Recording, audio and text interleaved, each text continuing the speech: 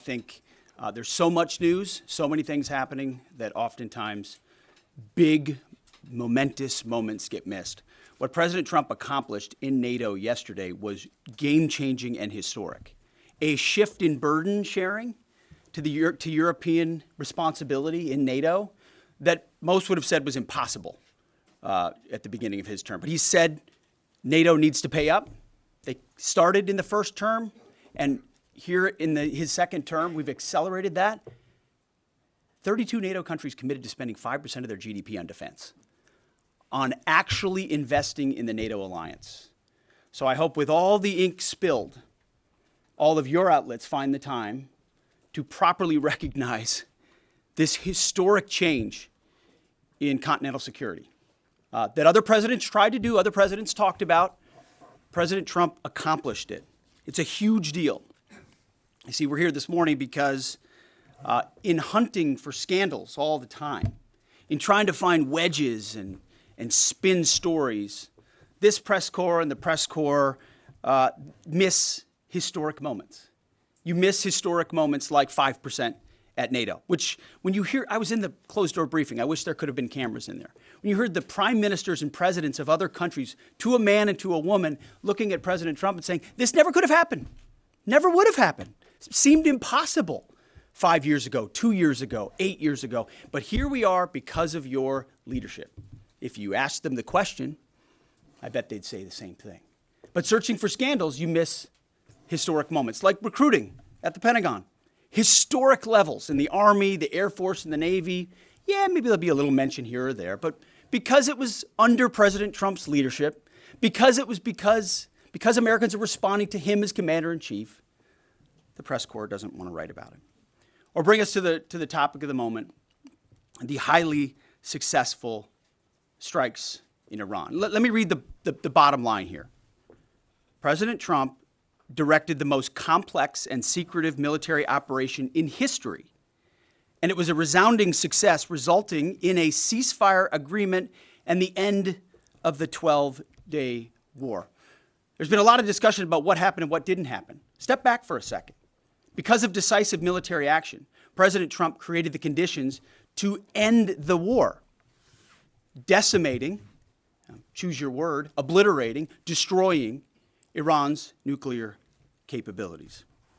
I want to read some of the assessments that have been provided, because whether it's fake news, CNN, MSNBC, or the New York Times, there's been fawning coverage of a preliminary assessment. I've had a chance to read it. Every outlet has breathlessly reported on a preliminary assessment from DIA. I'm looking at it right now. Again, it was preliminary, a day and a half after the actual strike, when it admits itself in writing that it requires weeks to accumulate the necessary data to make such an assessment. It's preliminary. It points out that it's not been coordinated with the intelligence community at all. There's low confidence in this particular report. It says in the report there are gaps in the information. It says in the report multiple linchpin assumptions are what this assessment, a linchpin assumption, you know what that is?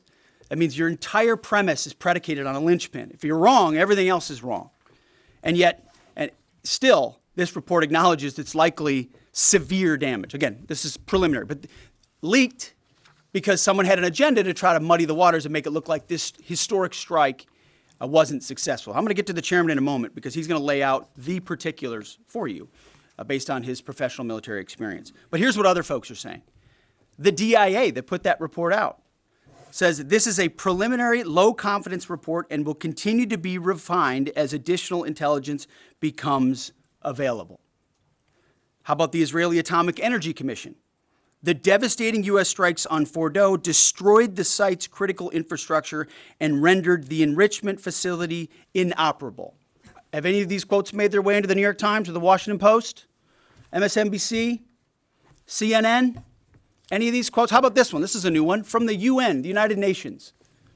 No friend of the United States, or certainly Israel often. Here's the head of the UN Atomic Energy Agency this morning, Rafael Grossi. U.S. and Israeli strikes caused enormous damage to Iran's nuclear sites. Don't take my word for it. How about the IDF's chief of staff? I can say here that the assessment is that we significantly damaged the nuclear program, setting it back by years. I repeat, years. The Iranian foreign minister, the spokesman, our nuclear installations have been badly damaged, that's for sure. I'm sure that's an understatement. John Radcliffe, the director of the CIA, putting out a statement just last night. CIA can confirm that a body of credible intelligence indicates Iran's nuclear program has been severely damaged by recent targeted strikes. This includes new intelligence from a historically reliable, very different than preliminary assessment with low confidence. He's saying historically reliable and accurate source and method that several key Iranian nuclear facilities were destroyed and would have to be rebuilt over the course of years. CIA continues to collect additional reliably sourced information to keep appropriate decision makers fully informed. How about DNI Tulsi Gabbard yesterday? She writes, and I quote, "New intelligence confirms what POTUS has stated numerous times. Iran's nuclear facilities have been destroyed." Institute for Science and International Security President David Albright, overall, Israel and U.S. attacks have effectively destroyed Iran's centrifuge enrichment program. Time and time again, I can go down the list, those that understand, those that see, those that do proper assessments recognize that what the United States military did was historic. And again, before I pass it to the chairman, because you, and I mean specifically you, the press, specifically you, the press corps, because you cheer against Trump so hard, it's like in your DNA and in your blood to cheer against Trump, because you want him not to be successful so bad, you have to cheer against the efficacy of these strikes.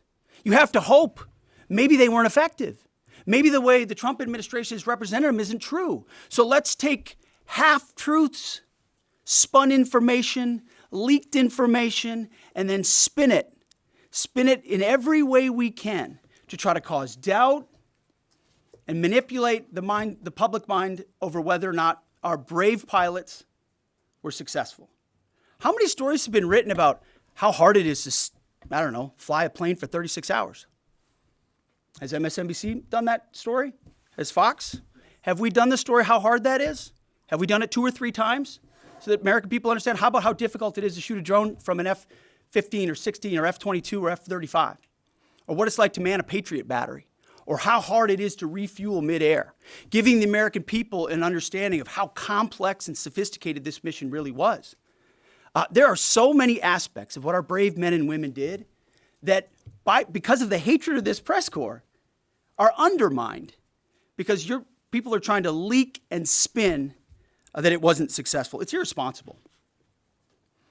And folks in this room are privy to that information because of the proximity here in the Pentagon. It's an important responsibility. And time again, classified information is leaked or peddled for political purposes to try to make the president look bad. And what's really happening is you're undermining the success of incredible B-2 pilots and incredible F-35 pilots and incredible refuelers and incredible air defenders who accomplished their mission, set back a nuclear program in ways that other presidents would have dreamed. How about we celebrate that? How about we talk about how special America is, that only we have these capabilities? I think it's too much to ask, unfortunately, for the fake news. So we're used to that.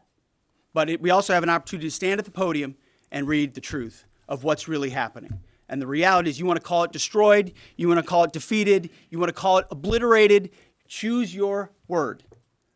This was an historically successful attack, and we should celebrate it as Americans. And it gives us a chance to have peace, chance to have a deal, and an opportunity to prevent a nuclear Iran, which is something President Trump talked about for 20 years, and no other presidents had the courage to actually do. So with that, I want to hand it over to the chairman of the Joint Chiefs. They've done technical analysis on this, not just on the strike, but also on our Patriot defenders on Al Udeid. And Mr. Chairman, I'll hand it over to you. Good morning. Thank you, Mr. Secretary, and good morning, and all of you. Thank you for being here. As a follow-up to my comments on Sunday's press conference, I wanted to give you a few updates this morning on something I'm honored to do as a chairman, and that's a chance to get to talk about some of our service members and the incredible things that they do on behalf of our nation. And I apologize ahead of time for the length and the detail. Today I'm going to brief you on a couple things. First, I'm going to talk about our air defenders at Al Udeid in Qatar and their actions on Monday.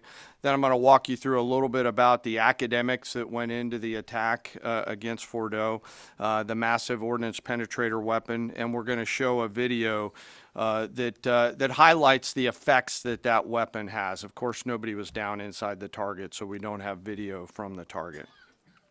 First, on Monday, as the President has stated, on Monday morning we began to receive indications and warnings that Iran intended to attack U.S. bases in the region. That morning, building on the work that CENTCOM Commander Eric Kurilla had done, and on the orders of the President, at Al Udeid Air Base in Qatar and around the region, we assumed a minimum force posture.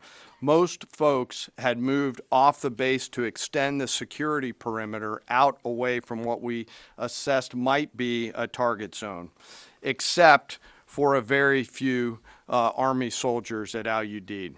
At that point, only 2 Patriot batteries remained on base, roughly 44 American soldiers responsible for defending the entire base, to include CENTCOM's forward headquarters in the Middle East, an entire air base, and all the U.S. forces there.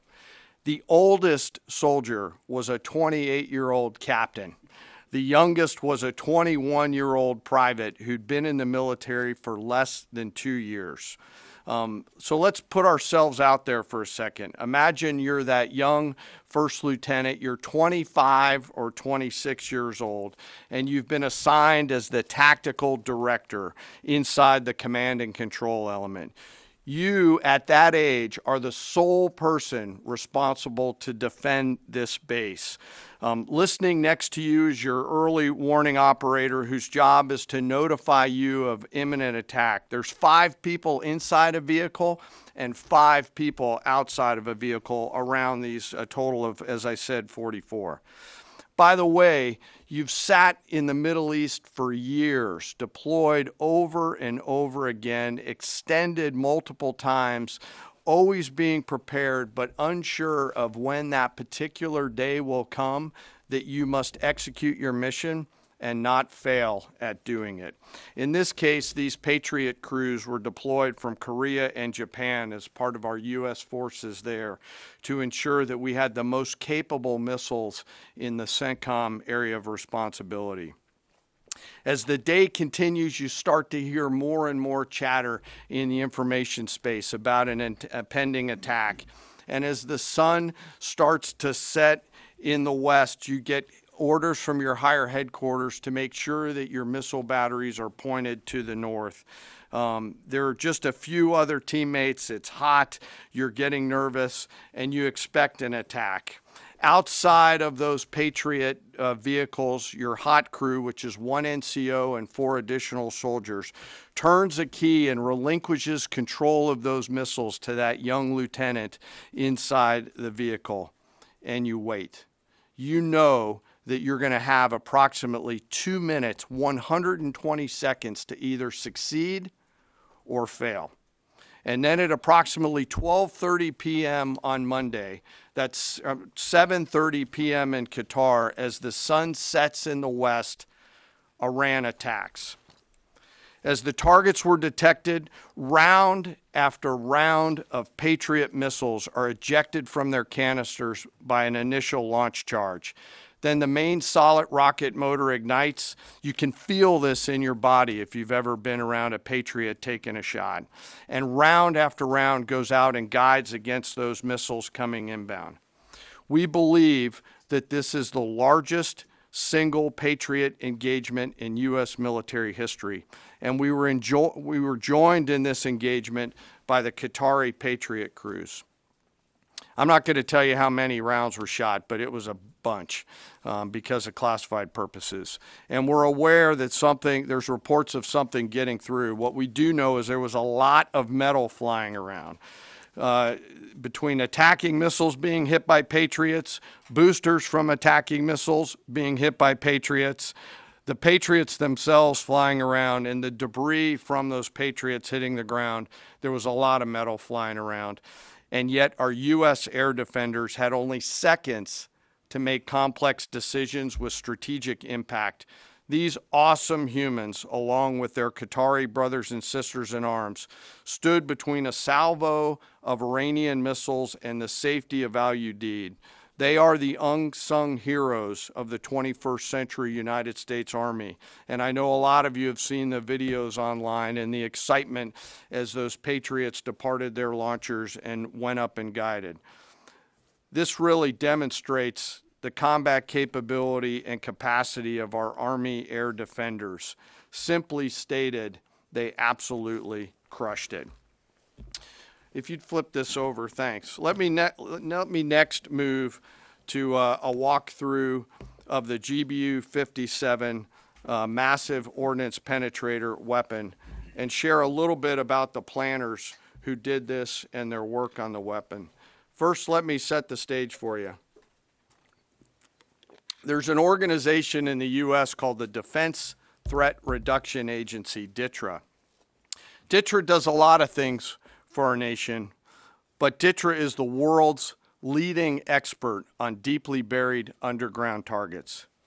In 2009, a Defense Threat Reduction Agency officer was brought into a vault at an undisclosed location and briefed on something going on in Iran. For security purposes, I'm not going to share his name. He was shown some photos and some highly classified intelligence of what looked like a major construction project in the mountains of Iran. He was tasked to study this facility, work with the intelligence community to understand it, and he was soon joined by an additional teammate. For more than 15 years, this officer and his teammate lived and breathed this single target, Fordo, a critical element of Iran's covert nuclear weapons program.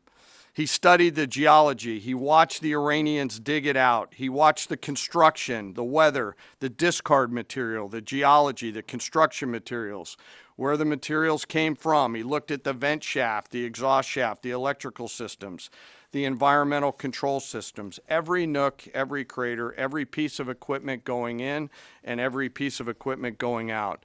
They literally dreamed about this target at night when they slept.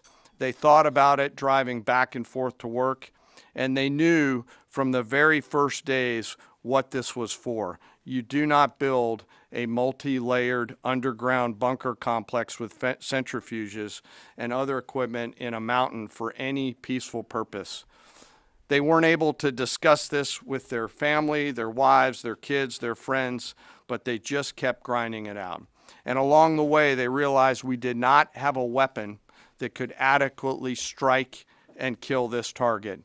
So they began a journey to work with industry and other tacticians to develop the GBU-57. They tested it over and over again, tried different options, tried more after that. They accomplished hundreds of test shots and dropped many full-scale weapons against extremely realistic targets for a single purpose: kill this target at the time and place of our nation's choosing. And then, on a day in June of 2025, more than 15 years after they started their life's work, the phone rang and the President of the United States ordered the B-2 force that you've supported to go strike and kill this target. Yesterday, I had the incredible honor and privilege of spending time with these two Defense Threat Reduction Agency officers who've given so much. One of them said, quote, "I can't even get my head around this. My heart is so filled with the pride of being a part of this team. I am so honored to be a part of this." To you both, thank you, and thank you to your families.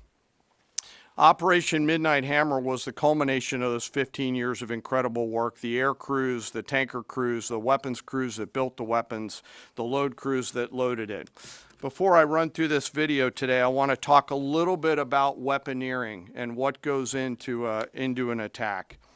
Weaponeering is the science of evaluating a target. I mentioned all of those factors before that these two DTRA officers had thought about. Ultimately, weaponeering is determining the right weapon and fuse combination to achieve the desired effects and maximum destruction against a target. In the case of Fordo, the DTRA team understood with a high degree of confidence the elements of the target required to kill its functions, and the weapons were designed, planned, and delivered to ensure that they achieve the effects in the mission space. By the way, in the beginning of its development, we had so many PhDs working on the MOP program, doing modeling and simulation, that we were quietly and in a secret way the biggest users of supercomputer hours within the United States of America. So let me talk about the graphic a little bit. And the GBU-57, which all of you I know is a 30,000 pound weapon dropped only by the B-2. It's comprised of steel, explosive, and a fuse, programmed bespokely each weapon to achieve a particular effect inside the target. Each weapon had a unique desired impact angle, arrival, final heading, and a fuse setting. The fuse is effectively what tells the bomb when to function. A longer delay in a fuse, the deeper the weapon will penetrate and drive into the target. So on Fordo, in June of 2008, you can see these three holes. Depicted here is the main exhaust shaft with two additional ventilation shafts on either side. The United States decided to strike these two ventilation shafts, seen here on the main graphic, as the primary point of entry into the mission space. In the days preceding the attack against Fordo, the Iranians attempted to cover the shafts with concrete to try to prevent an attack. I won't share the specific dimensions of the concrete cap, but you should know that we know what the dimensions of those concrete caps were. The planners had to account for this. They accounted for everything. The cap was forcibly removed by the first weapon, and the main shaft was uncovered. Weapons 2, 3, 4, 5 were tasked to enter the main shaft, move down into the complex at greater than 1,000 feet per second, and explode in the mission space. Weapon number 6 was designed on each side, so there were 6 on each side. Weapons number 6 was designed as a flex weapon to allow us to cover if one of the preceding jets or one of the preceding weapons did not work. The video I'm about to show you is a culmination of over 15 years of development and testing. As I said, hundreds of test shots on various models. This is one weapon. So if you take a view of this as 5 additionals, you'll get a sense of what this looks like. Hopefully you can see it and there's not too much reflection. Tom runs our videos out there. We'll run it at full speed so you can see it and then go back through it. Go ahead, Tom.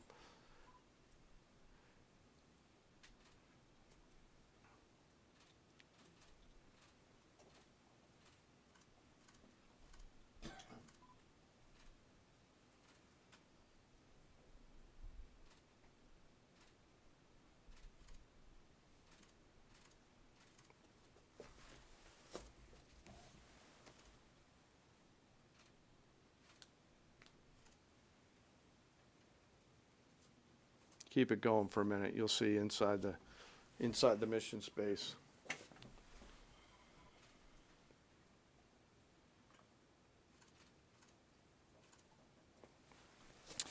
Unlike a normal surface bomb, you won't see an impact crater. because they're designed to deeply bury and then function. I know there's been a lot of questions about that. All 6 weapons at each vent at Fordo went exactly where they were intended to go. A bomb has 3 effects that causes damage: blast, fragmentation, and overpressure. In this case, the primary kill mechanism in the mission space was a mix of overpressure and blast ripping through the open tunnels and destroying critical hardware. The majority of the damage we assessed based on our extensive modeling was a blast layer combined with the impulse extending from the shock. Imagine what this looks like 6 times over. A point that I want to make here: the Joint Force does not do BDA. By design, we don't grade our own homework. The intelligence community does. But here's what we know following the attacks and the strikes on Fordo. First, that the weapons were built, tested, and loaded properly. 2, the weapons were released on speed and on parameters. 3, the weapons all guided to their intended targets and to their intended aim points. 4, the weapons functioned as designed, meaning they exploded. And we know this through other means, intelligence means that we have, that were visibly, we were visibly able to see them. And we know that the trailing jets saw the first weapons function, and the pilots stated, quote, "This was the brightest explosion that I've ever seen. It literally looked like daylight." Let me now turn to the bomber crews themselves, give you a few details about them. The crews that attacked Fordo were from the active duty Air Force and the Missouri Air National Guard. The crews ranked from captain to colonel, and most were graduates of the Air Force Weapons School headquartered at Nellis Air Force Base in Nevada. I will state for the record that there is no beach volleyball or football at the Air Force Weapons School. They were male and female aviators on this mission. And a crew member told me when I talked to them on video the other day that this felt like the Super Bowl, the thousands of scientists, airmen, and maintainers all coming together. One last story about people. When the crews went to work on Friday, they kissed their loved ones goodbye, not knowing when or if they'd be home. Late on Saturday night, their families became aware of what was happening. And on Sunday, when those jets returned from Whiteman, their families were there. Flags flying and tears flowing. I have chills literally talking about this. The jets rejoined into a formation of 4 airplanes followed by a formation of 3 and came up overhead Whiteman proudly in the traffic pattern, pitching out to land right over the base and landing to the incredible cheers of their families who sacrifice and serve right alongside their family members. Like I said, there were a lot of flags and a lot of tears. One commander told me this is a moment in the lives of our families that they will never forget. That, my friends, is what America's Joint Force does. We think, we develop, we train, we rehearse, we test, we evaluate every single day. And when the call comes to deliver, we do so. I could not be more proud standing up here today of our Joint Force. I'm filled with gratitude that I get to tell their story. And as we stand here right now, our forces remain on a high state of readiness in the region, prepared to defend themselves. And one last thing, our adversaries around the world should know that there are other DTRA team members out there studying targets for the same amount of time, and will continue to do so. Thank you very much. I apologize for the length. I look forward to your questions. Thank you, Mr. Chairman. I would just thank you, by the way, for that extensive work, the lay down. I mean, even, do you have that laser pointer? Okay. Yes, sir. Thank you, squaring me away as always. I mean, even in just the public reporting, if you see the post-strike shaft of the 3 holes, the vast majority, and fairly so, the vast majority of speculation has been, those are the 3 strike points. When in actuality, what you realize is these are the vents, these are the caps, the first munition took the cap off, and the other 5 went down the center hole, which if you're planning the target, you would want it to be the direct one going to the bottom. These are the types of things that go into the planning for a strike that the Pentagon would not expect the press corps, the American people, to initially understand. So laying this information out is helpful.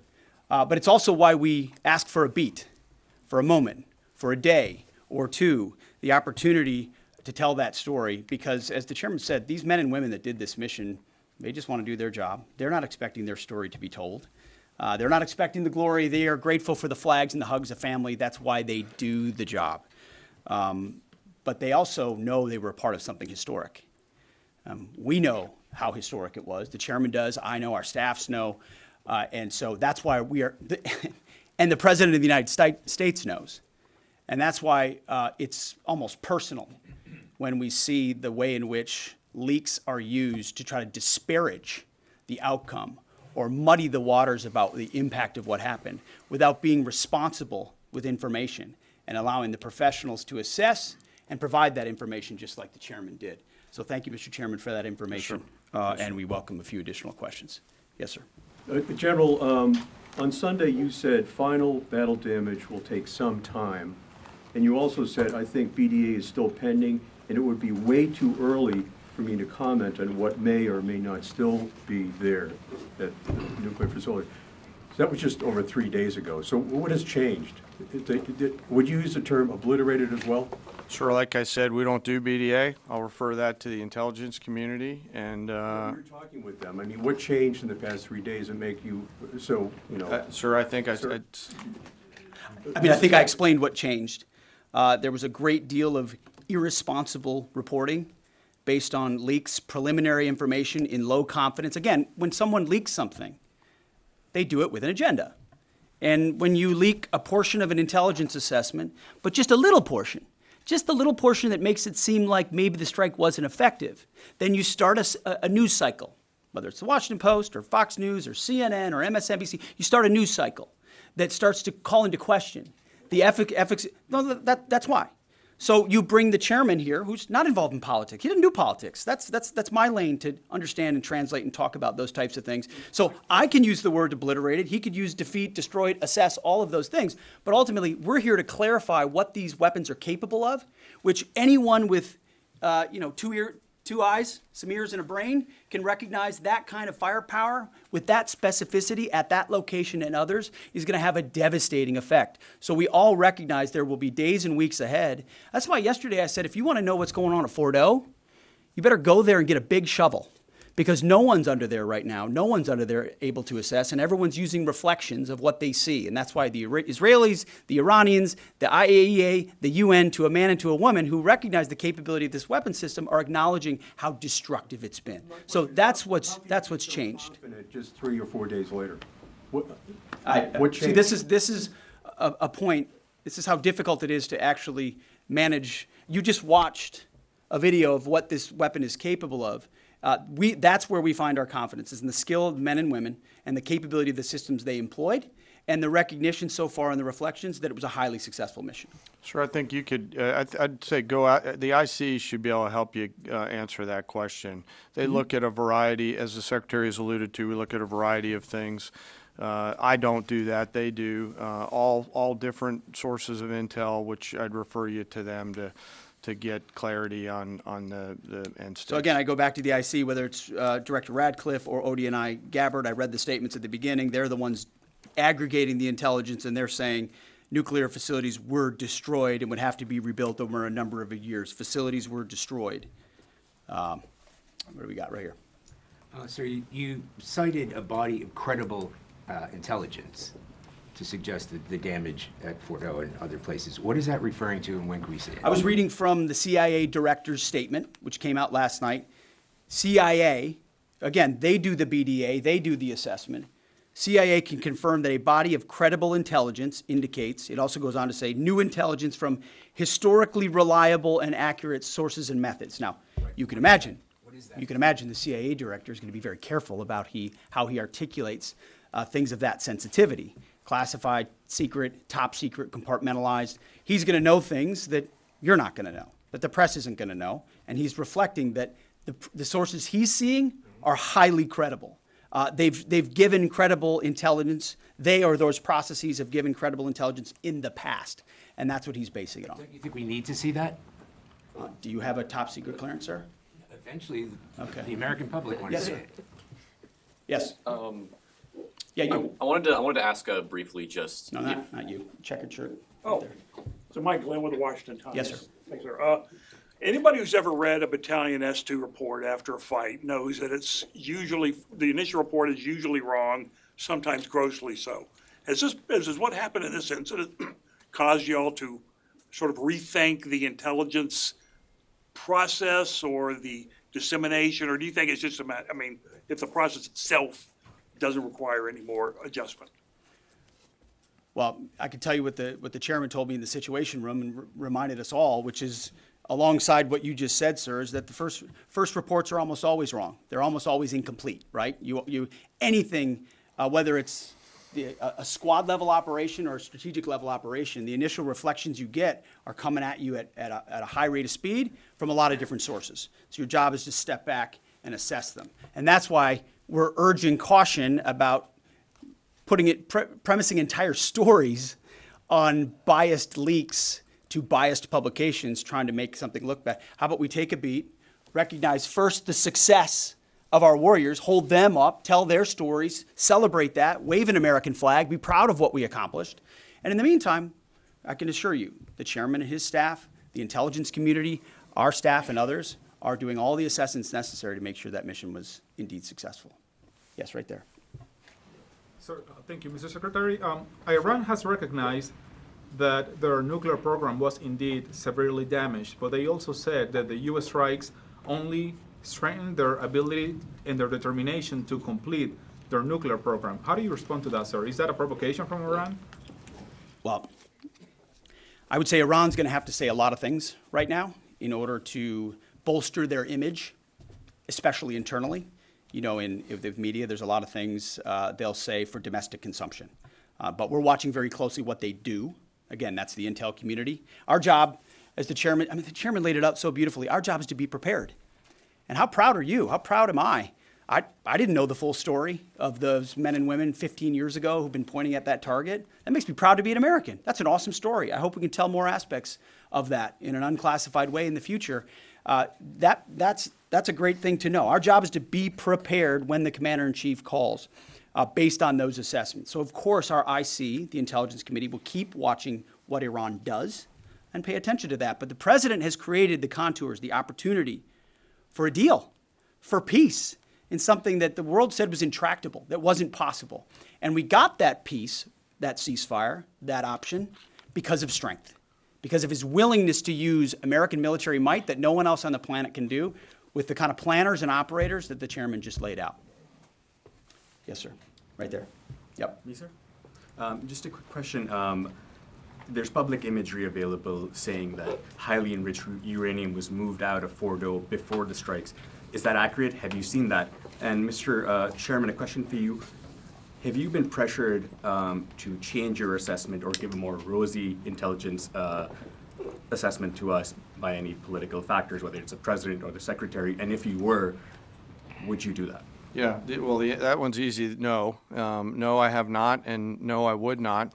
My job as the chairman is to offer a range of options to the president and the National Command Authority to deliver the risks associated with each of those, and then take the orders of the National Command Authority and go execute them.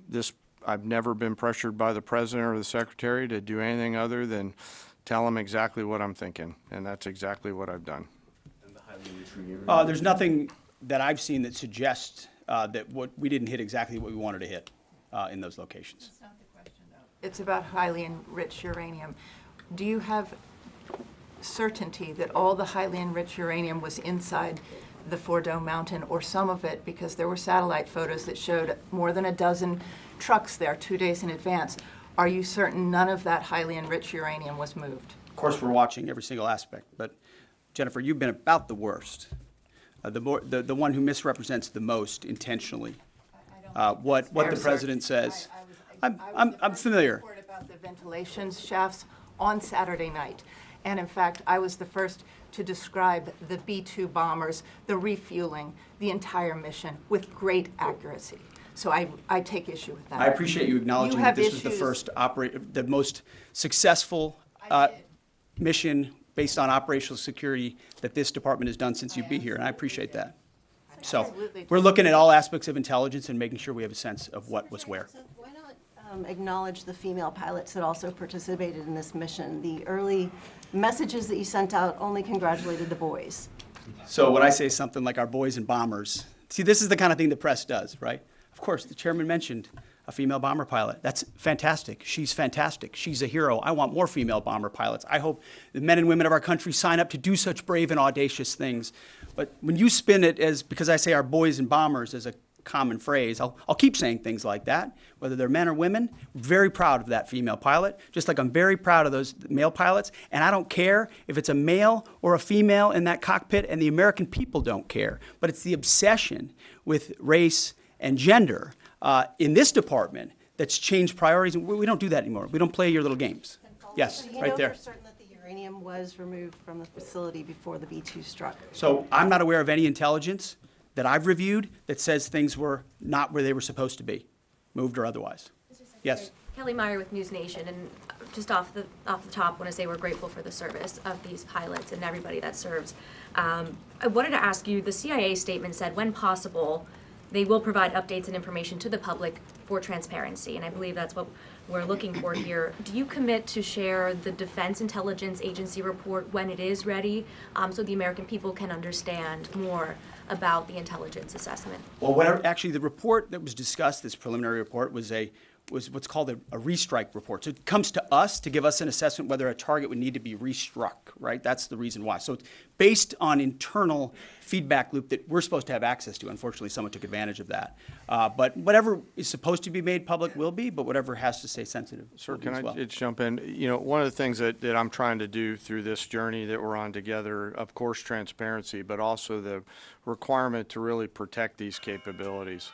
I guess the time's up. So there's a balance in there, right?